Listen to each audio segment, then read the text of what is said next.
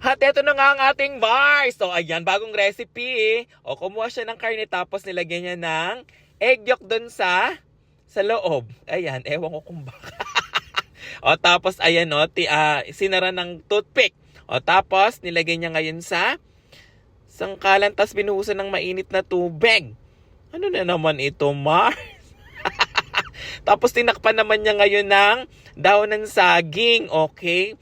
Oh, ganyan parang ginawang suman-suman. Tapos, after that, nilagay niya dyan sa steamer. Diyos ko, ang daming pinagdaanan ha. Wala pa tayong 1 minuto. Tapos tinanggal niya ngayon, tapos nilagay naman sa tubig na may yelo. Diba, ang daming pinagdaanan ng karne. Diba, kung makakapagmura lang siya. Tapos, ayan pinukpuk-puk naman sa loob ng tela. Ano to, Mars? Diba? Ba't pa tayo nangingialam? Diskarte niya yan, diba?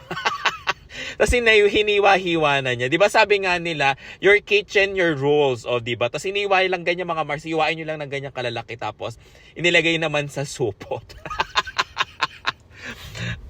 Ang daming pinagdaanan. Tapos nilagay sa rep ng 1, 2, 3. 3 segundo lang sa rep. Nakakaloka. Tapos kumuha ng yan. Parang cream sama sa eme-eme.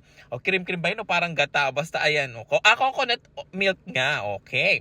Tapos yung kumuha siya ng yung mga yan.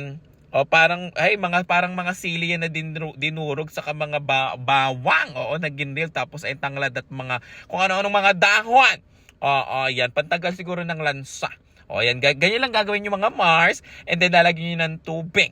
Okay? Papakuluin nyo yan mga Mars. Yung make sure nila, siyempre, lalagyan yung mga pampalasa, diba? Kaloka. Ang daming, Ang daming eksena. Oo. Pero so kung masarap ha, parang atake ni Mars, parang, ano ba to? Parang asa-asado, ganyan. Hindi, may gata eh. Oo, parang, may gata. Basta nilagay niya yung karne na ang daming pinagdaanan ng karne. Diyos ko, napagod na yung karne.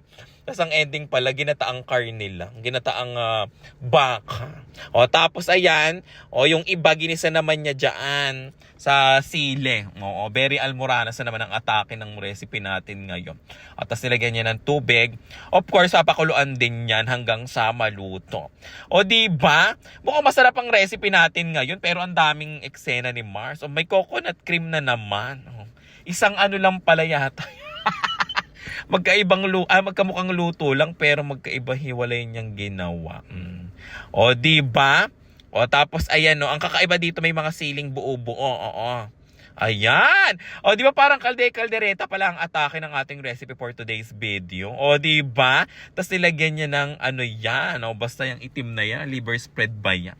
Tapos ayan hanggang naging malapot. Okay. Diba? Ayan daw ang bilhin nyo, sabi ni Mars. Di ba nag-promote pa? Pero in fairness, di ba mukhang masarap, di ba? Kaya naman, ang pang hinihintay nyo, gayahin na yan!